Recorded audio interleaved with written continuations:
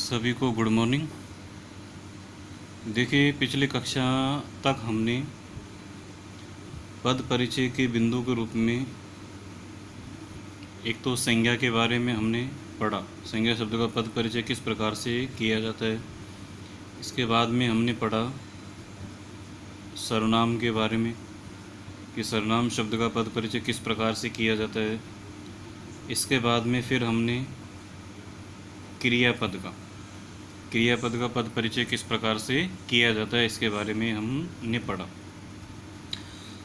आज की क्लास के अंतर्गत हम जो पढ़ने जा रहे हैं वो है विशेषण शब्द का पद परिचय किस प्रकार से किया जाए। देखिए, जिस प्रकार से हमने संज्ञा शब्द का पद परिचय किया तो इसमें 5 बिंदु लेकर के हमने संज्ञा शब्द का पद परिचय किया। सर्वनाम शब्द का पद परिचय के लिए हमने भी 5 बिंदु लेकर के इसका पद परिचय किया। क्रिया शब्द का पद परिचय के लिए भी हमने वही 5 बिंदु लेकर के इसका पद परिचय किया। और आज हम विशेषण शब्द का पद परिचय किस प्रकार से किया जाता है उसके बारे में पढ़ेंगे। देखिए, विशेषण शब्द का पद परिचय करने से पहले हमें इस विशेषण के बारे में अच्छी तरह से जानकारी होनी चाहिए कि विशेषण आखिरकार किसे कहते हैं, क्या परिभाषा होती है, विशेषण के कौन कौन से भेद होते हैं, कितने प्रकार के होते हैं। तो इन सब के बारे में पहले हमको पढ़ना होगा, तब जाकर के ही हम यानी कि विशेषण शब्द का पद परिचय कर सकेंगे। तो देखिए, पहले तो हम इसकी परिभाषा की बात करते हैं।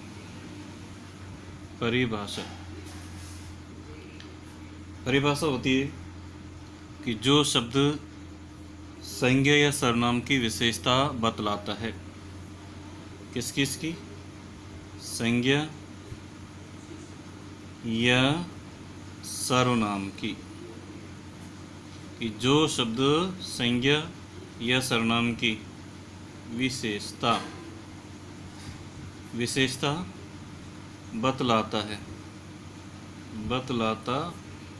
है उसे ही हम क्या कहते हैं? विशेषण कहते हैं। फिर इसके बाद में इसके भेद होते हैं, विशेषण के भेद।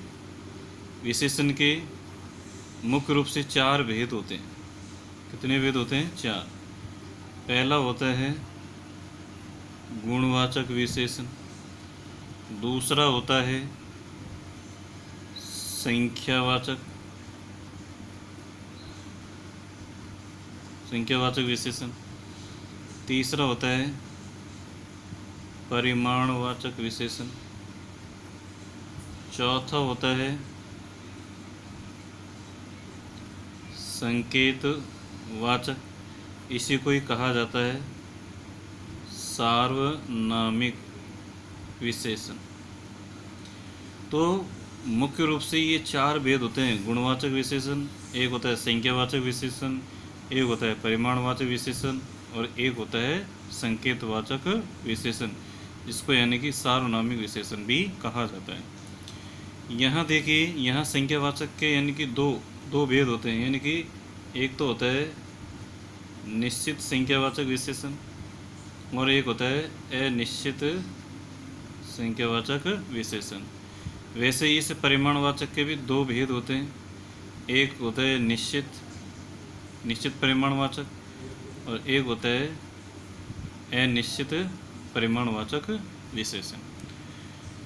तो इसके बारे में हम पहले जानकारी लेनी होगी। गुणवाचक विशेषण है कौन से होते हैं, क्या परिभाषा होती है, संख्यावाचक विशेषण किसे कहते हैं, किस तरीके के इसमें शब्द आते हैं, परिमाणवाचक विशेषण किसे कहते हैं, इसमें किस प्रकार से विशेषण शब्द आते हैं, और संकेतवाचक विशेषण किसे कहते हैं या सार्वनामिक विशेषण किसे कहते हैं, इसके बारे में आज हम पढ़ेंगे।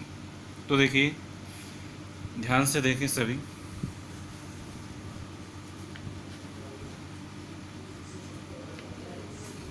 देखिए, विशेषण जो शब्द संज्ञा या सर्वनाम की विशेषता बताता है। फिर से देखिए कि जो शब्द संज्ञा या सर्वनाम की विशेषता बताता है उसे विशेषण कहते हैं। विशेषण के मुख्यतः 5 प्रकार माने जाते हैं। विशेषण के मुख्यतः 5 प्रकार माने जाते हैं। 5 प्रकारों में देखिए, 4 प्रकारों के बारे में तो हमने बात की, गुणवाचक विशेषण, संख्यावाचक विशेषण, परिमाणवाचक विशेषण, संकेतवाचक विशेषण। एक अन्य 5वां प्रकार भी माना जाता है व्यक्तिवाचक विशेषण। व्यक्तिवाचक विशेषण। तो इस प्रकार से 5 भेद होते हैं, गुणवाचक विशेषण, संख्यावाचक, परिमाणवाचक, संकेतवाचक, एक 5वां और माना जाता है व्यक्तिवाचक विशेषण। तो इस प्रकार से विशेषण के यानी कि कितने प्रकार हो गए? 5 प्रकार हो गए। अब एक एक के बारे में हम पढ़ते हैं।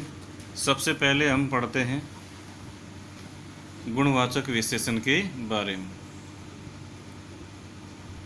देखिए, गुणवाचक विशेषण वे विशेषण शब्द जो किसी व्यक्ति या वस्तु के गुण, रूप, रंग, आकार, स्वभाव आदि का बोध कराते हैं, वे गुणवाचक विशेषण कहलाते हैं। यानी कि वे विशेषण शब्द जो किसी व्यक्ति या वस्तु के गुण, रूप, रंग, आकार, स्वभाव आदि का बोध कराते हैं, वे गुणवाचक विशेषण कहलाते हैं। अब जैसे दुबला, कमजोर, अहंकारी, पुराना, धार्मिक, विश्वासघाती, बुद्धिमान, पाप, सुंदर, ये सारे के सारे जो शब्द हैं ये कौन से में आते हैं? गुणवाचक विशेषण के अंतर्गत आते हैं। दूसरा जो विशेषण का भेद होता है वो यानी कि संख्यावाचक विशेषण। संख्यावाचक विशेषण में निश्चित या अनिश्चित संख्या का बोध होता है। तो देखिए, वे विशेषण शब्द जो किसी पदार्थ की निश्चित अनिश्चित संख्या का बोध कराते हैं, वे संख्यावाचक विशेषण कहलाते हैं। इसके भी 2 उपभेद होते हैं, एक है निश्चित संख्यावाचक और दूसरा है अनिश्चित संख्यावाचक। निश्चित संख्यावाचक के 4 उपभेद जैसे गणना के आधार पर है, जैसे 1, 2, 3, 4, 5, 6 अनंत। दूसरा क्रम के आधार पर, जैसे पहला, दूसरा, तीसरा, चौथा, 5वां अनंत। तीसरा इसका भेद होता है आवर्ती के आधार पर, जैसे 2 गुना, 4 गुना, 6 गुना, 8 गुना, 10 गुना, 12 गुना आगे। चौथा इसका भेद है समुदाय के आधार पर, जैसे दोनों हैं, तीनों हैं, चारों, पांचों, इस प्रकार से। तो ये जो सारे ये जो शब्द हैं ये एक निश्चित संख्या का बोध करवा रहे हैं, जैसे 1, 2, 3 है, पहला, दूसरा, तीसरा, 2 गुना, 4 गुना, 8 गुना, ये एक निश्चित संख्या का बोध करवाते हैं।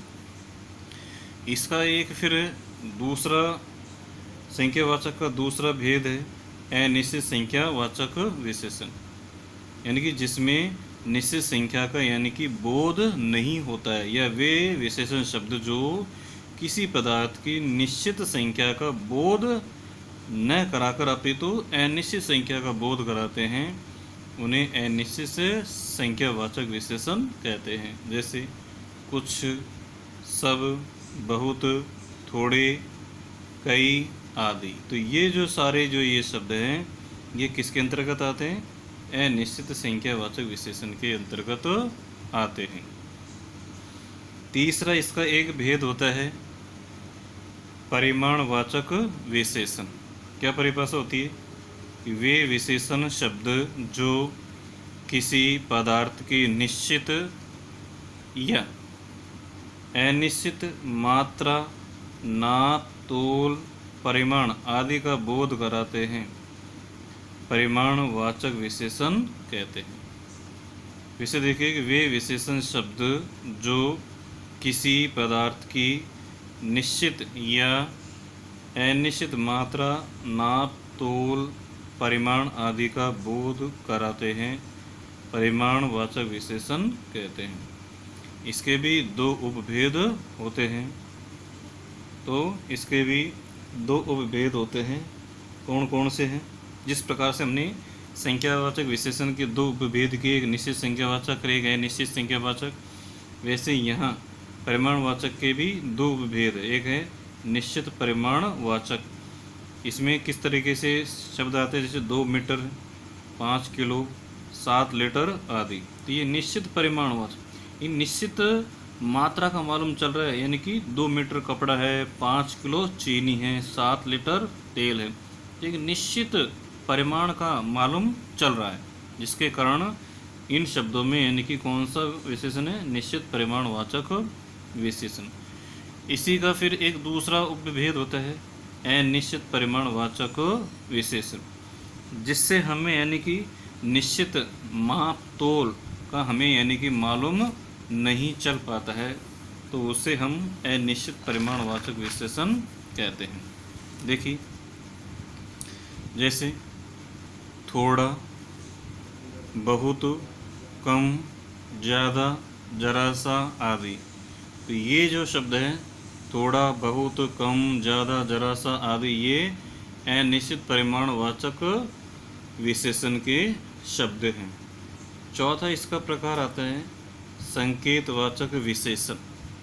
क्या परिभाषा होती है? वे सर्वनाम शब्द जो विशेषण के रूप में किसी संज्ञा या सर्वनाम की विशेषता बताते हैं, उन्हें संकेतवाचक या सार्वनामिक, इसका दूसरा नाम है, संकेतवाचक का दूसरा नाम है सार्वनामिक विशेषण कहते हैं। जैसे कि इस गेंद को मत फेंको, इस गेंद को मत फेंको। यहाँ गेंद जो शब्द है ये यानी कि संज्ञा है, और इससे पहले क्या प्रयुक्त हो रहा है, सर्वनाम। तो इस गेंद के लिए प्रयुक्त होने के कारण यानी कि ये जो सर्वनाम शब्द है ये गेंद संज्ञा शब्द के लिए प्रयुक्त होने के कारण इस शब्द है ये यानी कि सार्वनामिक विशेषण भी कहलाता है। और संकेतवाचक विशेषण इसलिए कि ये इस सर्वनाम शब्द को इस गेंद की ओर संकेत कर रहा है कि इस गेंद को मत फेंको, इसलिए ये संकेतवाचक विशेषण है। और इसी का दूसरा नाम क्या कहें, सार्वनामिक विशेषण। दूसरा उदाहरण, उस पुस्तक को पढ़ो। तो यहाँ उस जो शब्द है ये संकेतवाचक या कहें कि सार्वनामिक विशेषण होगा, जो कि पुस्तक संज्ञा शब्द के लिए प्रयुक्त हुआ है। इसके बाद में विशेषण का एक पांचवा प्रकार और होता है, पांचवा भेद होता है व्यक्तिवाचक विशेषण। क्या परिभाषा होती है इसकी? कि वे विशेषण शब्द जो व्यक्तिवाचक संज्ञाओं से बनकर अन्य संज्ञा या सर्वनाम की विशेषता बतलाते हैं, व्यक्तिवाचक विशेषण कहते हैं। फिर से देखिए, वे विशेषण शब्द जो व्यक्तिवाचक संज्ञाओं से बनकर अन्य संज्ञा या सर्वनाम की विशेषता बतलाते हैं, व्यक्तिवाचक विशेषण कहते हैं। अब देखिए,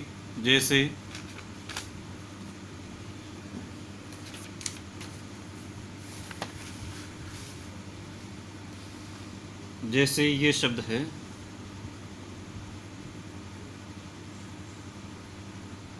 जोधपुर। अब ये जोधपुर शब्द है ये यानी कि संज्ञा है, और संज्ञा भी कौन सी है, व्यक्तिवाचक संज्ञा, व्यक्तिवाचक संज्ञा। अब इसी से विशेषण बना दें हम, तो जोधपुरी कोट या फिर जोधपुरी जूतियाँ। एक जैसे बीकानेर, बीकानेर ये संज्ञा शब्द है, व्यक्तिवाचक संज्ञा है। इसी का हम यानी कि व्यक्तिवाचक विशेषण बनाएंगे, तो बीकानेरी भुजिया या बीकानेरी नमकीन। तो जो शब्द यानी कि जो विशेषण शब्द यानी कि व्यक्तिवाचक संज्ञाओं से बनते हैं, उन्हें हम यानी कि व्यक्तिवाचक विशेषण कहते हैं। देखिए परिभाषा व्यक्तिवाचक विशेषण की, वे विशेषण शब्द जो व्यक्तिवाचक संज्ञाओं से बनकर अन्य संज्ञा या सर्वनाम की विशेषता बतलाते हैं, व्यक्तिवाचक विशेषण कहते हैं। जैसे जोधपुरी जूती, जोधपुर यहाँ यानी कि व्यक्तिवाचक संज्ञा थी, लेकिन इसकी को हमने व्यक्तिवाचक विशेषण बना दिया। जोधपुरी जूती, कश्मीरी सेव, बीकानेरी भुजी। इसके बाद में देखिए कुछ विशेषण की अवस्थाएं होती जिन्हें हम तुलनात्मक रूप से विशेषण की अवस्थाएं कहते हैं। तो तुलनात्मक रूप से विशेषण की 3 अवस्थाएं होती है। पहली होती है मूल अवस्था, दूसरी होती है उत्तरावस्था, तीसरी होती है उत्तम अवस्था। तो मूल अवस्था जैसे हमने सुंदर शब्द लिया, तो सुंदर शब्द तो क्या है, मूल अवस्था है, लेकिन इसकी उत्तर अवस्था क्या हो जाएगी, सुंदरतर, तर लग जाएगा, तर लग जाएगा, सुंदरतर। और उत्तम अवस्था में क्या हो जाएगा, सुंदरतम। उसी प्रकार से श्रेष्ठ शब्द है, ये मूल अवस्था है, इसकी उत्तर अवस्था क्या हो जाएगी, श्रेष्ठतर, और इसकी उत्तम अवस्था क्या हो जाएगी, श्रेष्ठतम। उसी प्रकार से अच्छा शब्द यानी कि मूल अवस्था है, उत्तर अवस्था में से अच्छा, और उत्तम अवस्था में क्या हो जाएगा, सबसे अच्छा। तो ये यानी कि विशेषण की तुलनात्मक रूप से 3 अवस्थाएं होती है, मूल अवस्था, उत्तरावस्था और उत्तम अवस्था। अब देखिए इसके कुछ एग्जाम्पल उदाहरण देखें हम। पहला, कविता एक श्रेष्ठ छात्रा है। तो यहाँ जो श्रेष्ठ है ये विशेषण है, और विशेषण की अवस्था कौन सी है, ये मूल अवस्था है।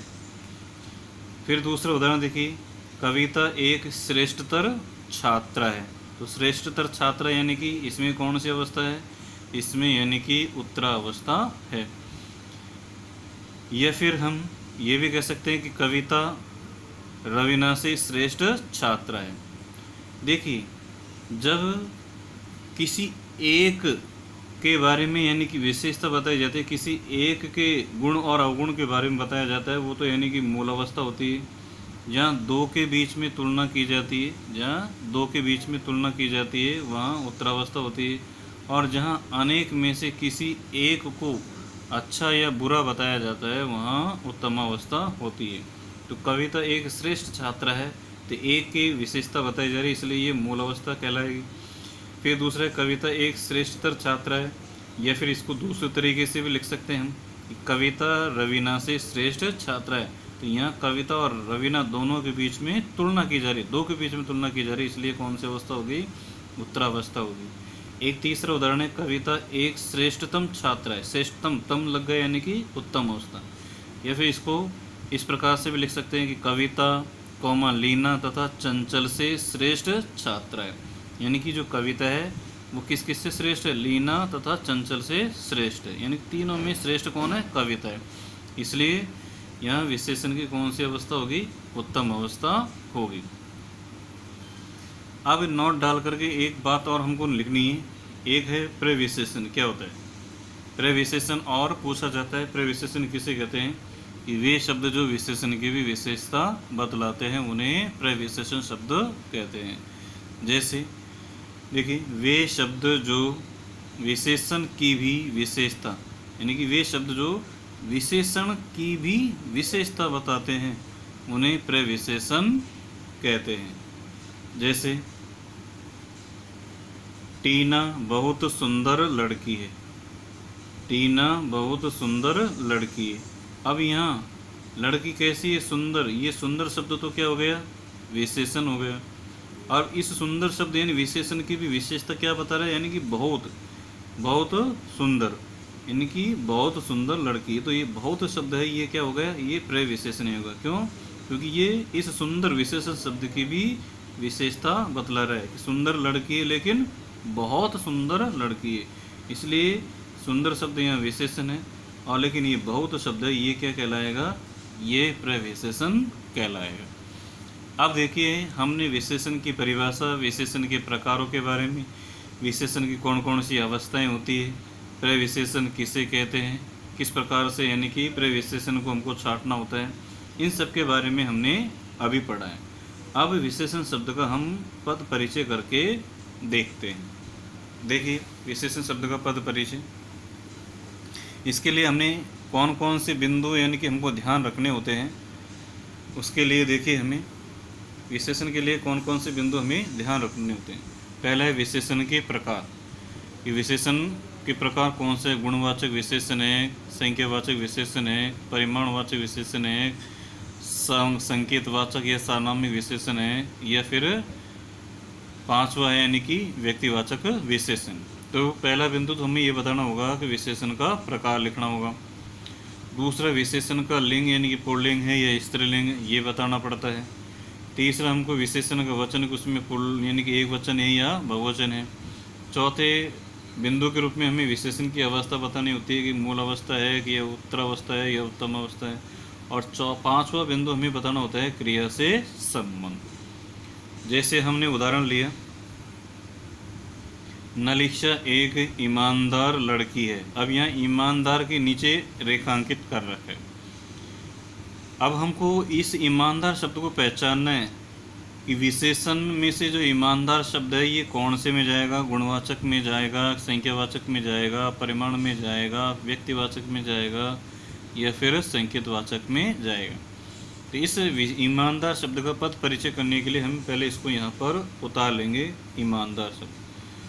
क्योंकि हमें पता है कि ईमानदार शब्द यानी कि यहाँ लड़की की विशेषता बताई जा रही है कि लड़की कैसी है, वो ईमानदार है, तो उसमें विशेषताओं के गुण हो गए।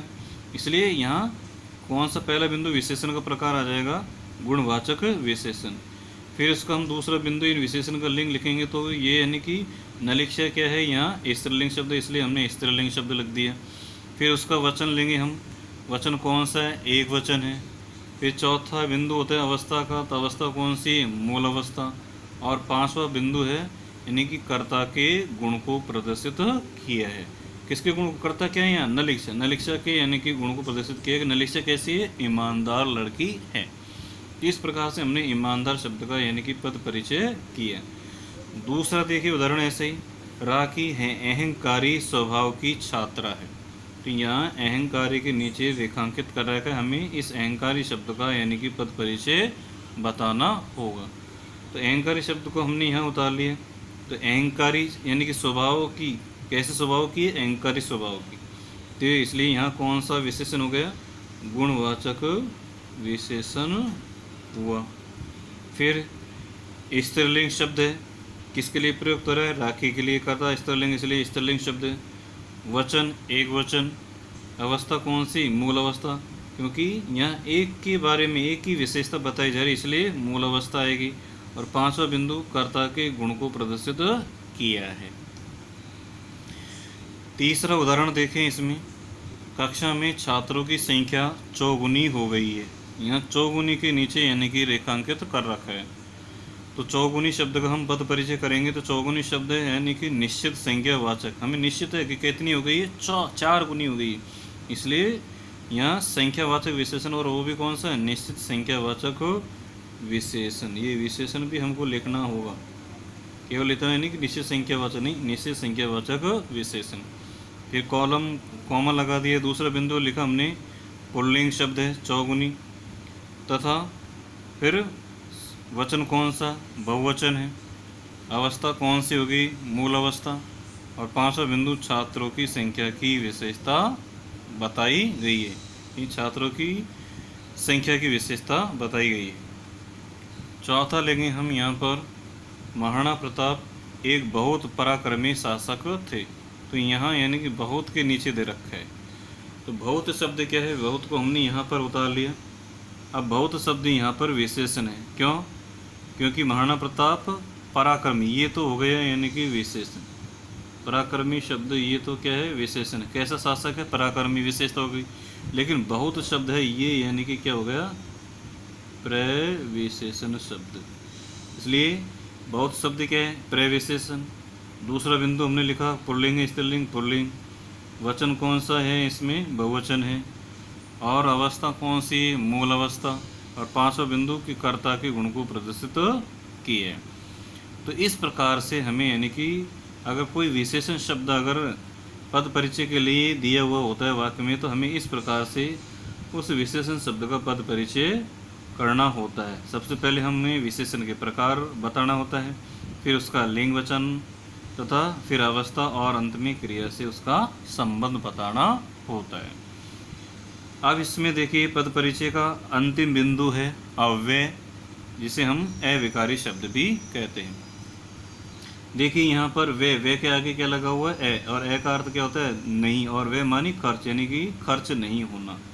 उसी प्रकार से विकारी यानी कि इसमें कुछ परिवर्तन हो जाता है, जिसमें कुछ परिवर्तन या विकार आ जाता है वो विकारी। लेकिन यहाँ ए जुड़ा हुआ है तो ए का अर्थ यहाँ नहीं के अर्थ में, यानी कि जिसमें कोई विकार उत्पन्न नहीं होता है, अर्थात जिसमें कोई खर्च नहीं होता है या जिसमें कोई परिवर्तन नहीं होता है, उसे अव्यय या अविकारी शब्द कहते हैं। देखिए कि परिभाषा कि वे शब्द जिनमें लिंग वचन काल के अनुसार, किस किस के अनुसार, लिंग वचन काल के अनुसार कोई परिवर्तन नहीं होता है, कोई परिवर्तन नहीं होता है, उन्हें अव्यय या अविकारी शब्द कहते हैं।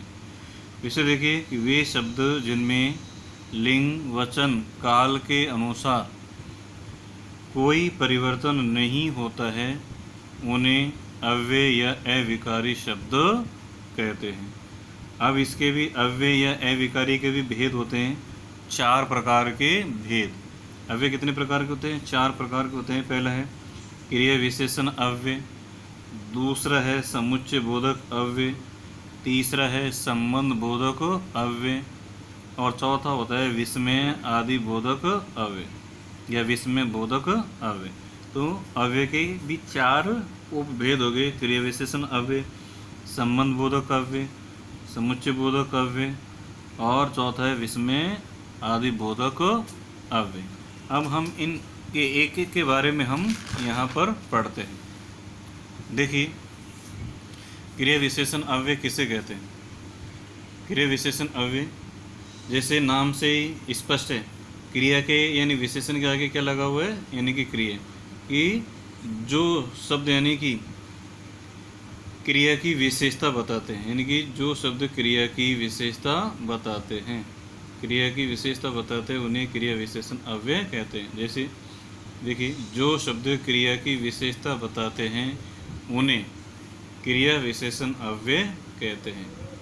जैसे उदाहरण दी, राजेश धीरे धीरे चलता है, तो ये चलता है यहाँ ये क्या है, ये है क्रिया, और इसकी विशेषता यहाँ चलता है, कैसे चलता है, धीरे धीरे चलता है, तो धीरे धीरे इस क्रिया की ये क्या बता रहे हैं, विशेषता बता रहे हैं। तो यहाँ चलता है ये तो क्रिया है, और धीरे धीरे ये शब्द ये धीरे धीरे क्या होंगे, ये क्रिया विशेषण अव्यय।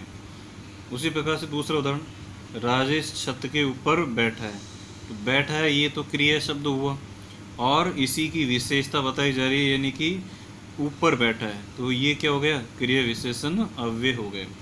तो यानी क्रिया की विशेषता बताने वाला शब्द ही क्या कहलाता है, क्रिया विशेषण शब्द कहलाता है। तो ऊपर शब्द क्या है, यहाँ पर क्रिया विशेषण शब्द है। फिर देखिए तीसरा, जैसे प्रियंका रोज विद्यालय जाती है, प्रियंका रोज विद्यालय जाती है, तो जाती है ये क्रिया शब्द हो गया, लेकिन रोजाना जाती है, इसलिए ये रोज शब्द क्या हो जाएगा, क्रिया विशेषण अव्यय कहलाएगा। अव्यय का एक दूसरा भेद होता है, यानी कि कौन सा, समुच्चय बोधक अव्यय। क्या परिभाषा होती है इसकी, कि वे अव्यय शब्द जो 2 शब्दों कॉमा वाक्यांशों या वाक्यों को जोड़ते हैं उन्हें समुच्चय बोधक अव्यय कहते हैं। फिर से परिभाषा देखिए कि वे अव्यय शब्द जो 2 शब्दों कॉमा 2 वाक्यांशों या 2 वाक्यों को जोड़ते हैं उन्हें समुच्चय बोधक अव्यय कहते हैं। जैसे पहला उदाहरण, निकिता घर जाती है और अपना विद्यालय का गृह कार्य करती है, तो यहाँ जो ये और शब्द है ये है यानी कि समुच्चय बोधक अव्यय है, यानी कि 2 वाक्यों को आपस में जोड़ने का कार्य कर रहे हैं, ये तो समुच्चय बोधक अव्यय। उसी प्रकार से है, वैभव घर से जल्दी चलता है परंतु उसकी ट्रेन छूट जाती है, तो ये परंतु शब्द ये यानी कि समुच्चय बोधक अव्यय कहलाता है। अब इस समुच्चय बोधक अव्यय के 2 उपभेद माने जाते हैं, जैसे एक है संयोजक अव्यय है और दूसरा है विभाजक अव्यय। संयोजक अव्यय कौन कौन से होते हैं, जैसे और, तथा, एवं, फिर, इसलिए, पुनः, यानी कि ये जो समुच्चय बोधक अव्यय ये संयोजक अव्यय यानी कि ये 2 वाक्यों को जोड़ने का कार्य करते हैं। एक है यानी कि दूसरा भेद इसका विभाजक अव्यय। इसमें कौन कौन से समुच्चय बोधक अव्यय आते हैं? जैसे किंतु, परंतु, वरना, बल्कि, अपितु, यद्यपि आदि। ये यानी कि विभाजक अव्यय है और ये है संयोजक अव्यय। अव्यय का एक तीसरा प्रकार होता है संबंध बोधक अव्यय। क्या परिभाषा होती है इसकी? कि वे अव्यय शब्द जो किसी संज्ञा या सर्वनाम के साथ लगकर या जुड़कर उसका संबंध वाक्य में प्रयुक्त अन्य शब्द से बताते हैं, उन्हें संबंध बोधक अव्यय कहते हैं। फिर से देखिए कि वे अव्यय शब्द जो किसी संज्ञा या सर्वनाम के साथ लगकर उसका संबंध वाक्य में प्रयुक्त अन्य शब्द से बताते हैं, उन्हें संबंध बोधक अव्यय कहते हैं। जैसे उदाहरण देखिए, जैसे पहले, पीछे, सामने, भीतर, यहाँ, द्वारा, भरोसे। ये जो सारे के सारे ये जो शब्द हैं, ये संबंध बोधक अव्यय यानी कि दो वाक्यों को आपस में जोड़ने का कार्य करते हैं। जैसे अविनाश के घर के सामने एक हवेली बनी हुई है, तो सामने, ये सामने, तो अविनाश का घर के सामने क्या है? हवेली बनी हुई। तो घर का यानी कि संबंध किससे? हवेली से यहाँ पर जोड़ा गया। दूसरा उदाहरण, मकान के भीतर एक गुप्त रास्ता बना हुआ है, तो मकान के भीतर एक गुप्त रास्ता बना हुआ है, तो भीतर शब्द है इस मकान को इस गुप्त रास्ते से जोड़ने का कार्य कर रहा है। इसका अगला भेद होता है चौथा भेद होता है इसका यानी कि विस्मय आदि बोधक अव्यय। क्या परिभाषा होती है? कि वे अव्यय शब्द जो आश्चर्य, कौमा, विस्मय, कौमा, शोक, घृणा, प्रशंसा, प्रसन्नता आदि भावों का बोध कराते हैं, उन्हें विस्मय आदि बोधक अव्यय कहते हैं। जैसे अरे, हाय, हे राम, वाह, शाबाश, अति सुंदर, कृपया, सावधान, जीते रहो, खुश रहो आदि। ये सारे जो शब्द है ये यानी कि विस्मय आदि बोधक अव्यय कहलाते हैं। उदाहरण के लिए जैसे कृपया आप मुझे घर जाने दो, कृपया आज मुझे घर जाने दो। ये जो कृपया शब्द है यहाँ पर ये कौन सा है? विस्मय आदि बोधक अव्यय के अंतर्गत आता है। अब इसका हम पद परिचय करके देखते हैं। पद परिचय के लिए हमें इसमें केवल दो ही बिंदु बताने होते हैं।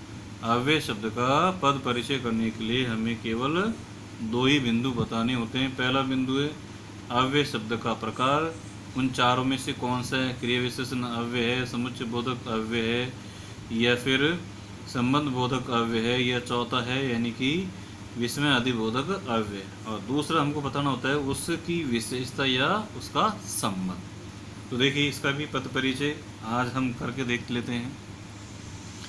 जैसे लड़के ऊपर खड़े हैं, अब यहाँ ऊपर के नीचे अंडरलाइन कर रखी, खड़े हैं, यहाँ पर क्या है? क्रिया की विशेषता बताई जा रही है कि कहाँ खड़े हैं? ऊपर खड़े। तो ऊपर शब्द यहाँ क्या है? क्रिया विशेषण अव्यय। दूसरा बिंदु क्या लिखेंगे? खड़े हैं क्रिया के स्थान का बोध कराता है। पहले तो हमने अव्यय का प्रकार की कौन सा है? क्रिया विशेषण अव्यय। दूसरा हमने उसकी विशेषता संबंध यानी कि खड़े हैं क्रिया के स्थान का बोध कराता है। इस प्रकार से हमने इसका पद परिचय किया। दूसरा बिंदु, भोजन के बाद विश्राम करना चाहिए। तो के बाद, या के बाद के नीचे अंडरलाइन है, तो बाद शब्द क्या है? भोजन के बाद विश्राम करना चाहिए, यानी भोजन का संबंध किससे बताया जा रहा है? विश्राम से। इसलिए यहाँ पर बाद शब्द, के बाद शब्द क्या है? संबंध बोधक अव्यय है। दूसरा बिंदु कौमा, जो भोजन संज्ञा शब्द का संबंध विश्राम के साथ जोड़ता है। एक तीसरा उदाहरण देखिए, तृप्ति और गुंजन जा रही है। तृप्ति और गुंजन जा रही है, तो यहाँ और शब्द है ये यानी कि क्या है? समुच्चय बोधक अव्यय। तो और शब्द क्या है यहाँ पर? समुच्चय बोधक अव्यय है और दो संज्ञा शब्दों को जोड़ने का कार्य कर रहा है। चौथा ले लिया हमने, अरे यह क्या हो गया। अरे यहाँ क्या हो गया, अरे के नीचे है और अरे शब्द किस में जाएगा? विस्मय आदि बोधक अव्यय। दूसरा बिंदु हम लिखेंगे कि जो विस्मय के भाव का बोध कराता है। तो इस प्रकार से हमने पद परिचय के बारे में पढ़ा कि संज्ञा शब्द का पद परिचय किस प्रकार से किया जाता है, सर्वनाम शब्द का पद परिचय किस प्रकार से किया जाता है, क्रियापद का विशेषण क्रियापद का पद परिचय किस प्रकार से किया जाता है, विशेषण शब्द का पद परिचय किस प्रकार से किया जाता है, और पांचवा यानी कि अव्यय का पद परिचय किस प्रकार से किया जाता है। तो इस प्रकार से हमने 2 नंबर का जो प्रश्न है उसके बारे में पढ़ा, जो कि पद परिचय के नाम से, और ये 2 नंबर का प्रश्न इसमें से पूछा जाता है। कल की जो हमारी क्लास होगी उसमें हम यानी कि शब्द शक्ति के बारे में पढ़ेंगे। आज के लिए इतना ही। बहुत बहुत धन्यवाद।